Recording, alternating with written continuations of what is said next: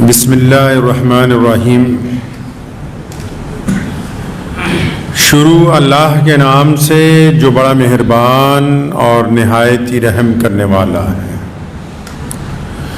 تمام حضرات سورہ فاتحہ اور درود پاک پڑھ لیں۔ اعوذ باللہ من الشیطان الرجیم، بسم اللہ الرحمن الرحیم، الحمد للہ رب العالمین الرحمن الرحیم مالک یوم الدین، ایاک نعبد وإياك نستعين، إياك نعبد وإياك نستعين، إياك نعبد وإياك نستعين، اهدنا الصراط المستقيم صراط الذين أنعمت عليهم غير المغضوب عليهم ولا الضالين آمین۔ درود پڑھیں۔ اللهم صل على محمد وعلى آل محمد كما صليت على إبراهيم وعلى آل إبراهيم إنك حميد مجيد۔ اللهم بارك على محمد وعلى آل محمد كما باركت على إبراهيم وعلى آل إبراهيم إنك حميد مجيد۔ اللہ کریم نے قرآن پاک میں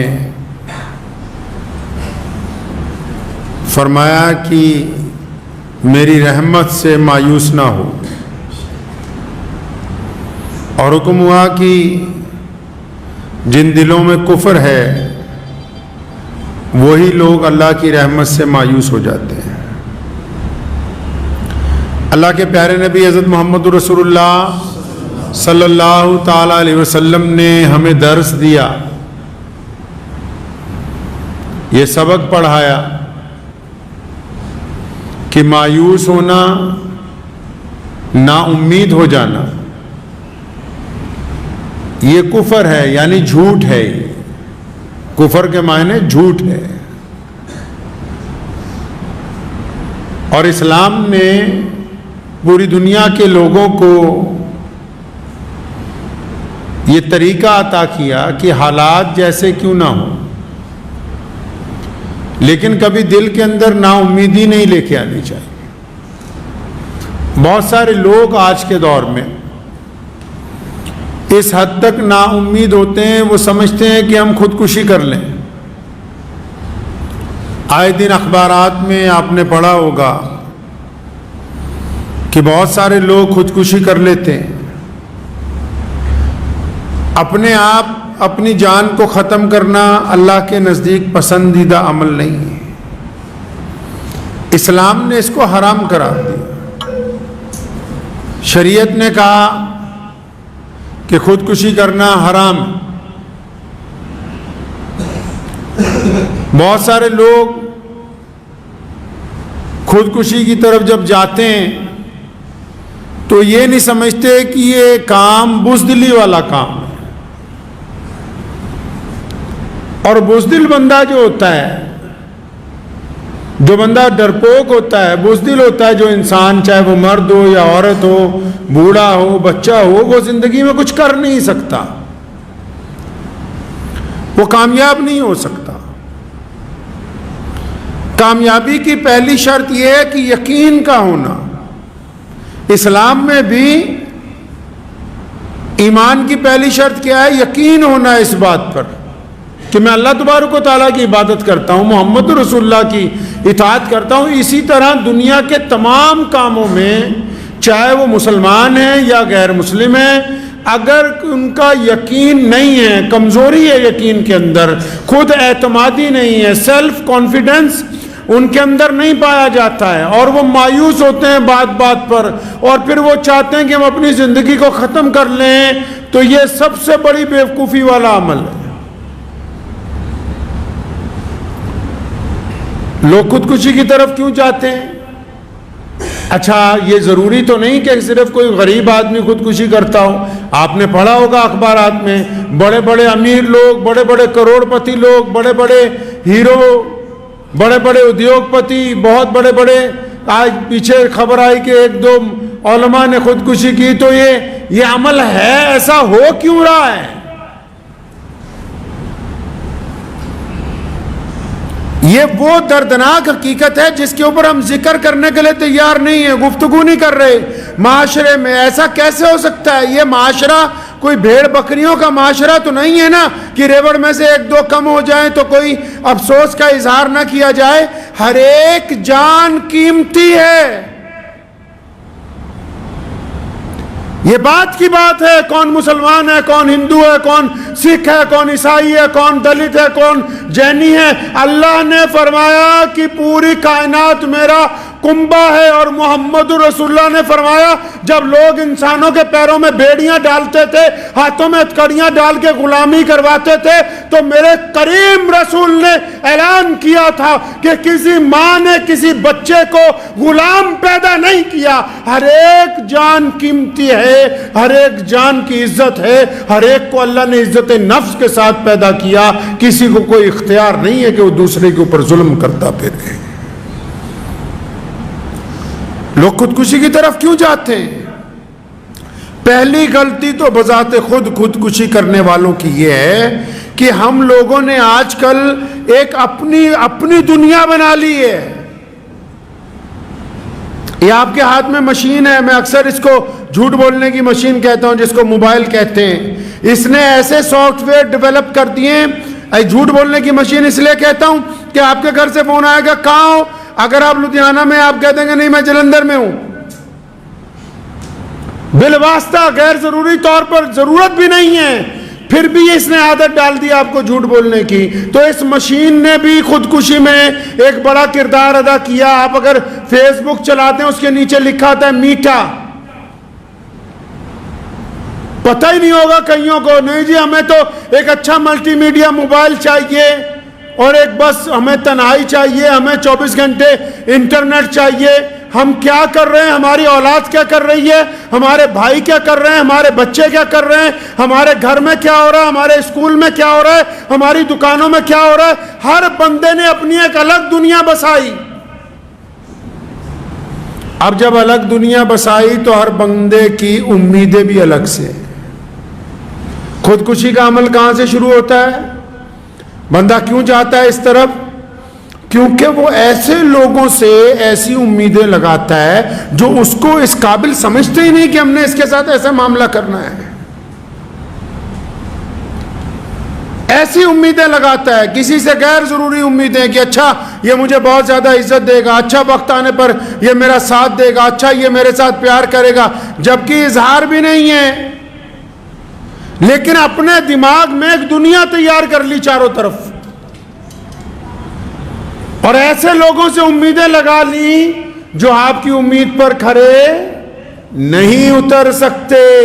اچھا جب آپ نے تو خود ہی امیدیں لگائی ہوئی ہیں، اپنے پاس سے امیدیں لگائیں، اپنے پاس سے آئیڈیا بنائے، اپنے پاس سے خیالی پلاؤ بنائے، اور جب آپ ان کو پریکٹیکل شکل میں عملی جامہ پہنانے کی کوشش کرتے ہو، سامنے والے کے سامنے اپنی بات رکھتے ہو، اگلا صاف انکار کر دیتا ہے، اسے پتہ ہی نہیں چلتا کہ اس کے اندر تو توڑ پھوڑ مچ گئی،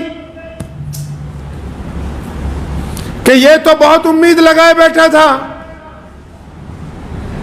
تو امید لگانے والوں نے پہلے یہ طے نہیں کیا کس سے امید لگائی جائے یا کس سے نہ لگائی جائے. اور لوگوں سے امید لگانے والے لوگ کب کامیاب ہوتے ہیں؟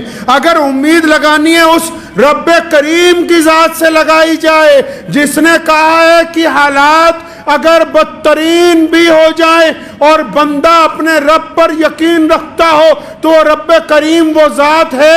فرمایا سورہ یوسف میں کہ جنہوں نے ہم پر یقین کیا پھر کنویں سے نکال کے اللہ نے ان کو تخت پر بٹھا دیا.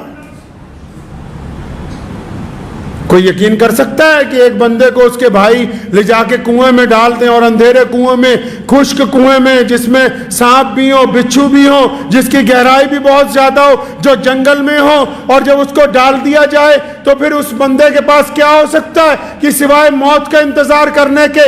لیکن وہ رب کا عزیز بندہ ہے، رب کا نبی بندہ ہے، تو امت کو سکھانے کے لیے کیا کیا؟ اپنے رب پر توکل کیا کہ میرے رب کی ذات میرے ساتھ ہے. اور پھر کیا ہوتا ہے؟ پھر اللہ تعالیٰ اس کنویں میں سے اپنے بندے کو باہر نکلوا لیتے ہیں. نکال کے کہاں بھیجا؟ نکال کے بھیجا کہاں؟ مصر کے بازار میں، اور بکتے ہوئے کہاں پہنچے؟ بادشاہ کے دربار میں، اور پھر بکنے کے بعد بادشاہ کے دربار میں پہنچنے کے بعد ایک وقت ایسا آیا کہ بادشاہ کا تخت حضرت یوسف علیہ السلام کو عطا ہو گیا۔ اگر اللہ پہ امید لگائی تو اللہ نے اندھیرے کنویں سے مصر کی بادشاہی عطا فرما دی۔ تو جو لوگ خودکشی کرنے کا سوچتے ہیں، کیا کبھی وہ اپنے رب کے متعلق نہیں سوچتے؟ خودکشی تو وہ کریں جن کا کوئی رب نہ ہو، جن کا اعتقاد نہ ہو، جن کا یقین خدا پر نہ ہو۔ یہ ذہن میں میرے اس لیے گفتگو آئی کہ آج سے 2-3 دن پہلے ایک صاحب کا اچانک دوپہر کو فون آیا کہ میں اس کام کے لیے جا رہا ہوں، تو مجھے سخت پریشانی ہوئی، لمبی گفتگو فون پر ہوئی، تو ماشاءاللہ وہ گھر کو لوٹے۔ لیکن کیا ہم لوگ اس عمل کو کرنے سے پہلے یہ سوچ نہیں سکتے کہ اللہ کی رحمت سے مایوس ہونا گناہ ہے؟ اللہ نے ہمیں ہمت عطا کی ہے، طاقت عطا کی ہے، شعور عطا کیا ہے۔ یہ عمل انسانوں کے قابل نہیں ہے، یہ بزدلوں کا کام ہے۔ کسی نے کہا ہے نا کہ زندگی زندہ دلی کا نام ہے، زندگی زندہ دلی کا نام ہے، مردہ دل کیا خاک جیا کرتے ہیں۔ اپنے دل کو جوان رکھنا نہایت ضروری ہے۔ اور دلوں کی خوراک کس میں ہے جی؟ دلوں کی خوراک اللہ کے ذکر میں ہے، دلوں کی خوراک دوسروں کی مدد میں ہے، دلوں کی خوراک نیت کی پاکی میں ہے، دلوں کی خوراک محبت کے اندر ہے، دلوں کی خوراک ایک دوسرے کے اندر سلوک پیدا کرنے سے ہے، دلوں کی خوراک ایک دوسرے کو حق ادا کرنے سے ہے۔ دل تو تب جوان ہوگا نا جب اس کو خوراک اچھی ملے گی۔ اگر ہم 24 گھنٹے گالیاں دیتے رہیں، اگر ہم 24 گھنٹے گناہ کرتے رہیں، اگر ہم حرام مال کھاتے رہیں، اگر ہم حرام مال پیتے رہیں، اگر ہم حرام مال کی کمائی میں لگے رہیں، تو پھر دل مردہ ہو جاتے ہیں۔ پھر مہنگی گاڑیاں ہمارے سفر کو آرام دہ نہیں بناتی، پھر بڑے بڑے محل میں لگے ہوئے بہترین پلنگ اور بستر ہماری نیند کو آنے نہیں دیتی، پھر اچھے ڈائننگ ٹیبل پر لگے ہوئے طرح طرح کے کھانے ہمارے حلق میں نیچے اترنے کے لیے تیار نہیں ہوتے۔ خوشیاں پیسوں کے اندر نہیں ہیں، خوشیاں دولت کے اندر نہیں چھپی ہوئی، خوشیاں اچھے کپڑوں میں نہیں چھپی، خوشیاں اچھی شکل اچھی صورت میں نہیں چھپی ہوئی۔ اگر آپ کو خوشیاں تلاش کرنی ہیں تو سب سے پہلے اپنے دل کو اس بات پر راضی کرنا ہوگا۔ میرے کریم رسول حضرت محمد رسول اللہ صلی اللہ علیہ وسلم نے فرمایا نیچے دیکھو اوپر نہ دیکھو، اپنے سے نیچے دیکھو۔ کتنے ایسے لوگ ہیں جن کو 2 وقت کی روٹی میسر نہیں ہے، کتنے ایسے لوگ ہیں جو اپنے پاؤں پر چل نہیں سکتے، کتنے ایسے لوگ ہیں جن کی آنکھوں میں روشنی نہیں ہے، کتنے ایسے لوگ ہیں جن کے کانوں کو سننے کی طاقت نہیں ہے، کتنے ایسے لوگ ہیں جن کے پاس زبان چلانے کے لیے طاقت اللہ نے نہیں دی ہے، کتنے ایسے لوگ ہیں جو اعمال کے لحاظ سے کردار کے لحاظ سے دنیا سے منہ چھپاتے پھرتے ہیں۔ کیا یہ اللہ تبارک و تعالیٰ نے آپ پر کرم نہیں کیا کہ اللہ نے اچھی زندگی عطا فرمائی اور مہلت دے رکھی ہے؟ اللہ نے مہلت دے رکھی ہے، ہمیں وقت دیا ہوا ہے۔ اور جو لوگ خودکشی کرنا چاہتے ہیں وہ صرف خود ہی خودکشی کرنے نہیں چاہ رہے، وہ بھی سنیں جو ان کے ساتھی ہیں، جو ان کے ماں باپ ہیں، جو ان کے دوست ہیں، جو ان کے بھائی ہیں، جو ان کے ساتھ کاروبار کرتے ہیں۔ اگر کسی کو بچپن سے آخر تک روز کہتے رہو گے کہ تو نکما ہے تو اس کے دل میں بات بیٹھ جائے گی۔ اگر روزانہ کسی کی برائی کرتے رہو گے اس کے دل میں بزدلی آ جائے گی۔ اگر روزانہ کسی کی ہمت توڑتے رہو گے تو اس کے دل کے اندر بزدلی پیدا ہو جائے گی۔ تو یہ جو بندہ جا رہا ہے، یہ جو عورت، یہ جو مرد، یہ جو بچہ خودکشی کے لیے راضی ہوا، یہ اکیلا راضی نہیں ہوا، اس کے چاروں طرف جو لوگ ہیں ان کا کردار بھی اس میں شامل ہے۔ اس کی خودکشی میں وہ لوگ شامل ہیں جن کی زبانوں نے اس کو تانا دیا، جن کے کردار نے اس کے دل کو مجروح کیا۔ کیا ہی اچھا ہوتا کہ ہم مرنے والے کا ساتھ دیتے، خود بھی جیتے اور اس کو بھی زندگی کا راستہ عطا کرتے۔ زندگی اللہ تبارک و تعالیٰ کی نعمت ہے، یہ ایک دفعہ ملتی ہے۔ یہ جسم اللہ کی امانت ہے، اس کے ساتھ کھلواڑ کرنے والے لوگ قیامت والے دن پکڑے جائیں گے۔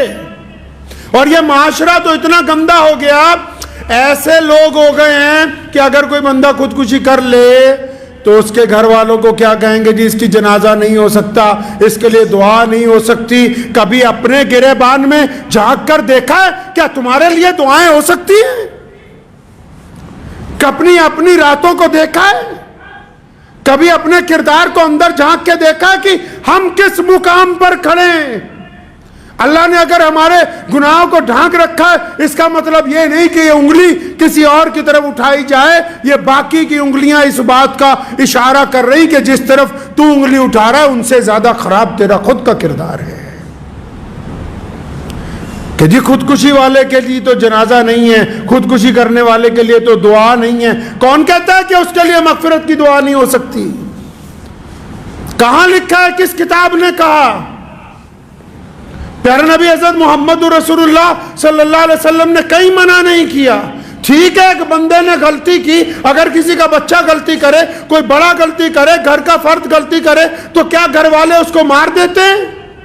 آپ کے جسم کا کوئی اعضا خراب ہوتا ہے تو کیا کاٹ کے اس کو پھینک دیتے ہو؟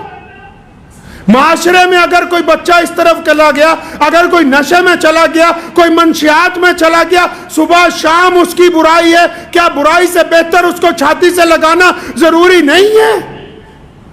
پیارے نبی حضرت محمد رسول اللہ صلی اللہ علیہ وسلم کے دور میں ایک شخص نے شراب پی، حکم ہوا کہ اس کے درے لگائے جائیں۔ مسجد نبوی میں جب درے لگائے جا رہے تھے، نبی علیہ السلام بڑے بے چین ہوئے۔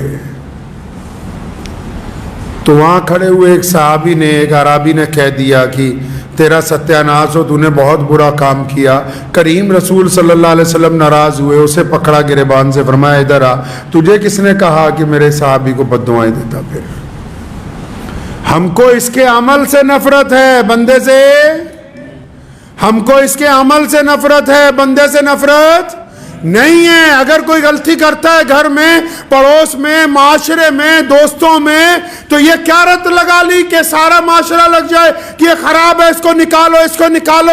آج کل بڑے بڑے مدثر، بڑے بڑے درس دینے والے اور بڑے بڑے پروفیسر یہی کہتے ہیں کہ فلاں کالونی میں نہیں جانا، فلاں علاقے میں نہیں جانا، وہ علاقہ ٹھیک نہیں ہے۔ ارے اچھے لوگوں میں بیٹھ کے اچھے بننا کمال کی بات نہیں ہے، برے لوگوں میں جا کے ان کو اچھا بنانا یہ کمال کی بات ہے۔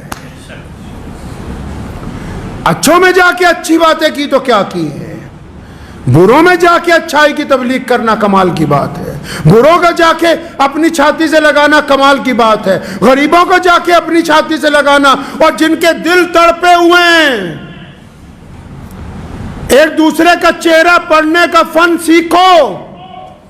مسلمانوں، اللہ نے ہمیں دنیا میں اس لیے بھیجا ہے، صرف اس لیے نہیں کہ ہم صرف کھانے کمانے آئے۔ اللہ نے یہ پوری دنیا میں سب سے بڑا جو دین بنایا، یہ اس لیے بنایا کہ ہم دنیا کے ہر فرد کا دکھ درد سمجھنا جانتے۔ پیارے نبی حضرت محمد رسول اللہ کہیے صلی اللہ علیہ وسلم، صلی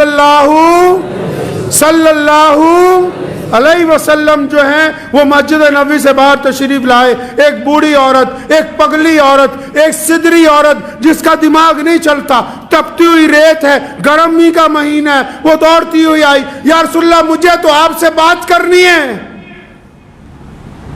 آج آپ چلے جاؤ کسی بڑے آدمی کے پاس، کسی بیپاری کے پاس، ٹائم ہی نہیں ہے بات کرنے کا، وقت نہیں ہے مسکرا کے ایک دوسرے کو دیکھنے کا۔ اب اپنے گھر میں ہی چلے جاؤ، جتنا کنبہ ہے سارے اپنے اپنے موبائل لے کے بیٹھے، ایک دوسرے کی شکل دیکھنے کا وقت نہیں ہے۔ ایک دوسرے کا چہرہ پڑھنے کا وقت نہیں ہے. اس حد تک ٹیکنالوجی نے ہمیں نیچے گرا دیا ہے معاشی طور پر, اخلاقی طور پر.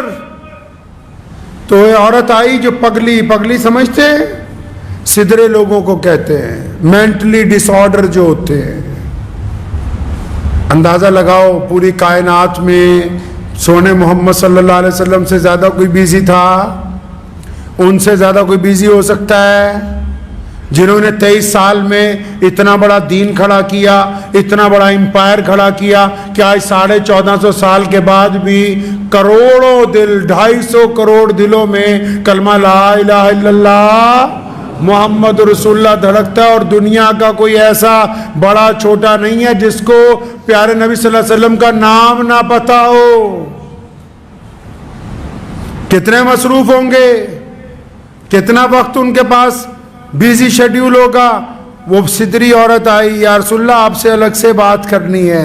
تو کریم رسول نے کیا فرمایا؟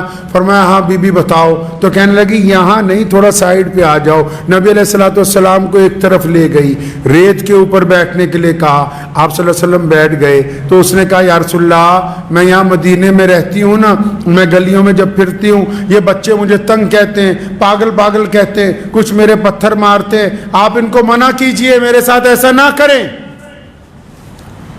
تو نبی علیہ الصلوۃ والسلام نے اسے دلاسا دیا, فرمایا ٹھیک میں آج ہی یہ حکم جاری کرتا ہوں کہ آج کے بعد تمہیں کوئی تانا نہیں دے گا, آج کے بعد تجھے کوئی کچھ نہیں کہے گا. اور نبی علیہ الصلوۃ والسلام کے احکامات کی صحابہ اکرام نے ایسے اتباع کی ہے کہ بندہ ویسی جماعت دوبارہ کائنات میں دیکھ نہیں سکتا.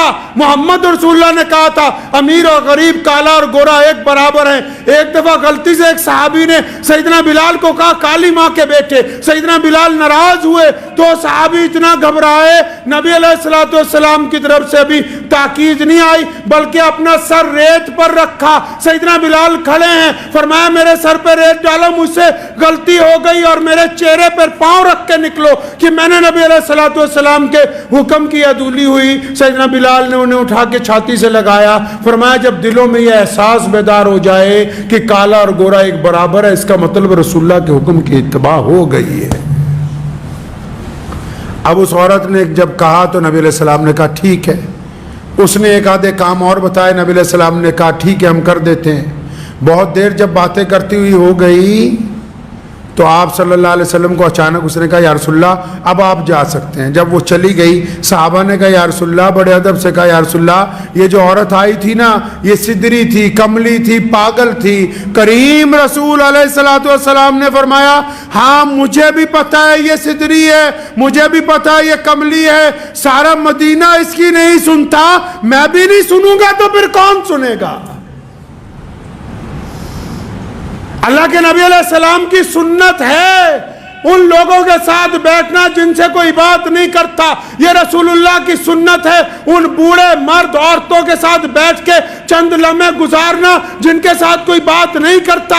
رسول اللہ کی سنت ہے سدروں کی بات سن لینا جن کی کوئی سننے کے لیے تیار نہیں ہے. مسلمانوں ہمارا یہ کام بنتا ہے کہ جتنے دکھی دل ہوں, جتنے درد مند لوگ ہوں, اگر وہ ہمارے ساتھ بیٹھ کے اپنا دکھ درد سنانا چاہیں تو ہم ان کا دکھ درد سنیں گے. تو یہ رسول اللہ کی سنت ہے.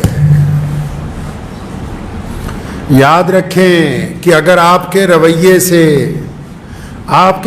سے کوئی خودکشی کرتا ہے تو قیامت والے دن پوچھ ہوگی. کئی ظالم یہ سوچتے ہیں نا کہ ہم جتنا ظلم کرتے ہیں رسی ڈھیلی ہے, ہم نے کسی سے زیادتی کی تو اللہ کی طرف سے پکڑ نہیں آئی, ہم نے کسی کا مال چھینا اللہ کی طرف سے پکڑ نہیں آئی, ہم نے کسی سے ٹھگی ماری اللہ کی طرف سے پکڑ نہیں آئی, ہم نے کسی سے زنا کیا اللہ کی طرف سے پکڑ نہیں آئی. ایسی بات نہیں ہے کہ اللہ کی طرف سے پکڑ نہیں آئی.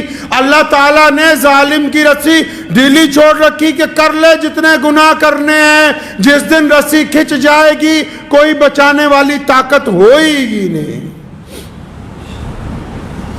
ہمیں اس بات پر کیا توجہ نہیں دینی؟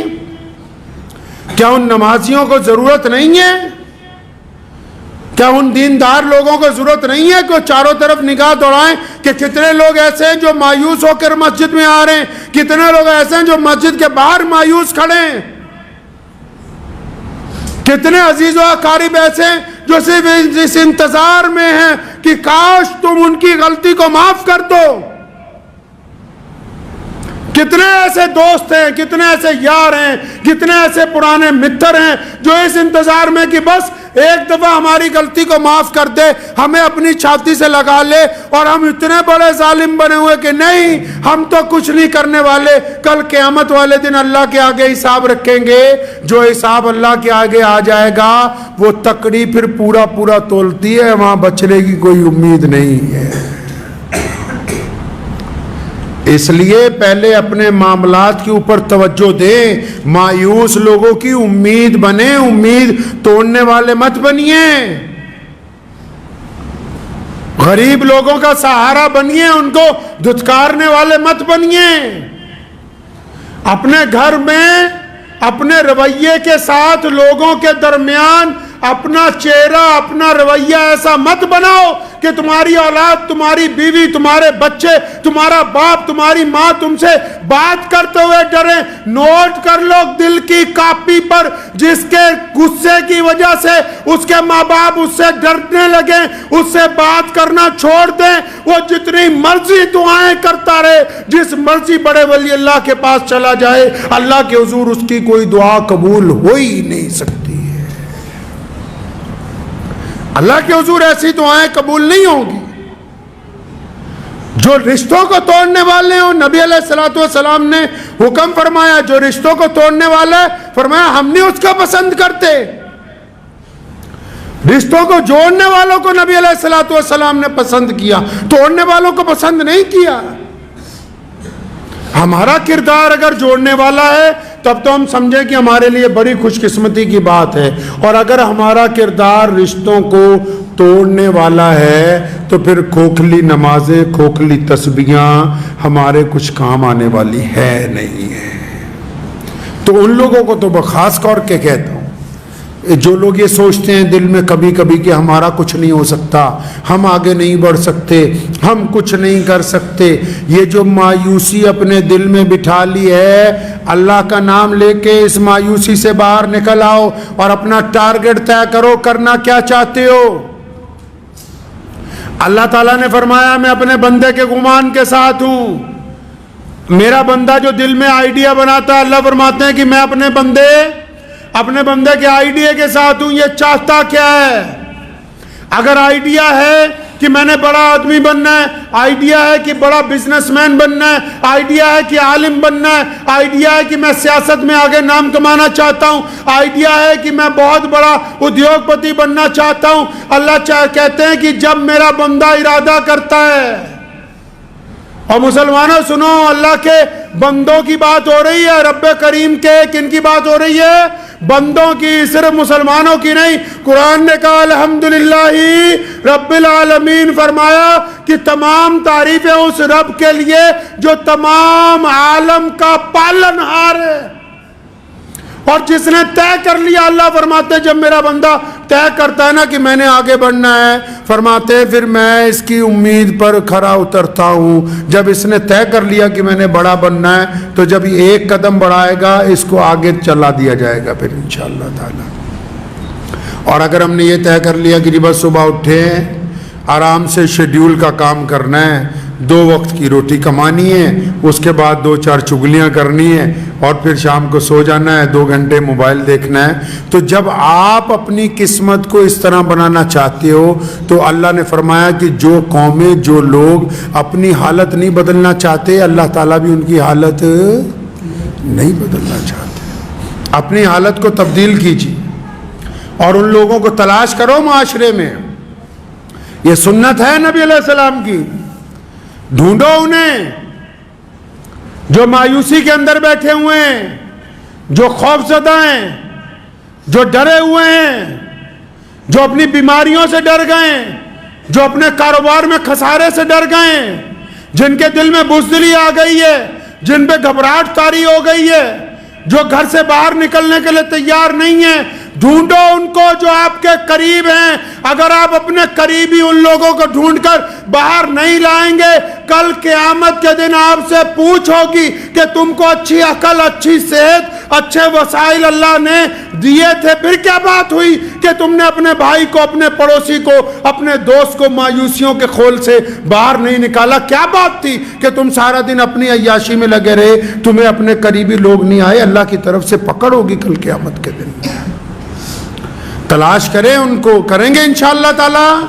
ان لوگوں کو تلاش کیجئے، اور تلاش کرتے ہوئے مذہب کی اینک، تلاش کرتے ہوئے مذہب کی اینک نہ لگا لینا.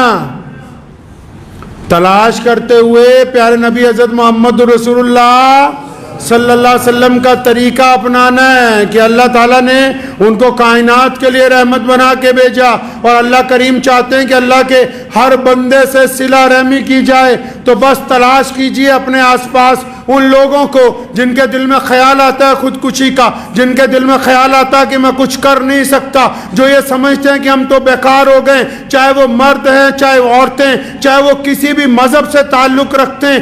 آگے بڑھئے، ان کا ہاتھ پکڑیے، اور یقین مان لو اس بات کا کہ اگر آپ کسی کا ہاتھ پکڑ کے اسے اٹھانے لگو گے، اسے سیڑھیاں چڑھانے لگو گے، جیسے جیسے اس کا ایک ایک قدم آگے بڑھتا جائے گا، یقین مانو وہ جب بلندی کی سیڑھی پر چڑھے گا، آپ اس سے ایک قدم آگے اس سیڑھی پر کھڑے ہو گئے، کیونکہ اللہ کسی کا اجر ضائع نہیں کرتا ہے. دعا کیجئے اللہ کریم اس بات کی ہم سب کو سمجھ عطا فرمائے، اور ہمیں آس پاس اپنے رہنے والوں پر توجہ دینے کی توفیق عطا فرمائے، اپنا مال آس پاس رہنے والے ضرورت مندوں پہ خرچنے کی توفیق عطا فرمائے. اللہ تبارک و تعالیٰ سے دعا ہے کہ اللہ کریم اس گفتگو کو میرے لیے اور آپ سب کے لیے فائدے کا ذریعہ بنا دے. وآخر دعوانا ان الحمدللہ رب العالمین.